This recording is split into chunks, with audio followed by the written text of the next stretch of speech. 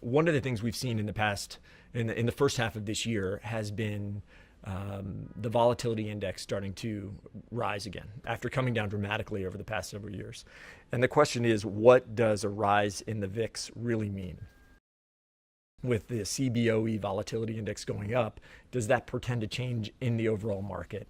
And I would say it does. And I think one of the beneficiaries of the rise, kind of the sea change, if you will, in this kind of volatility change, if you will be that the dividend growers are going to become more important than just pure dividend names.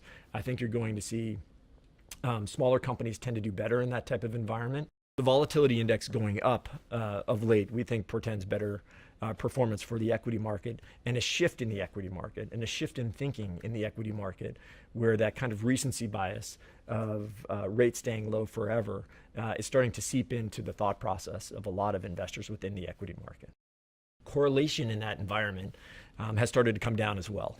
So the correlation picture is starting to get a little bit better, which we think is another positive from our standpoint within the equity space, but also within the small cap space. And it should be positive for active managers like ourselves. So with correlation coming down, active managers are going to be able to take advantage of that inefficiency in both the microcap and the small cap space that they probably would not be able to take as much advantage of in the larger cap equities. So the opportunity set, we think, continues to be in this more cyclical area of the market. Those cyclical companies that are more economically sensitive, both domestically and internationally. The thing that people miss about small cap companies is they do generate a lot of revenue domestically. About 80% of the revenues are generated internally in the United States. The domestic story today is fascinating on many respects because you can actually refer to middle America as the next emerging economy. It's an area where companies are benefiting from lower energy expense through natural gas, and also the reshoring of manufacturing facilities. And that is a direct play for us within the small cap space in many cyclical businesses. The average age of the industrial plants in the United States today go back to 1965.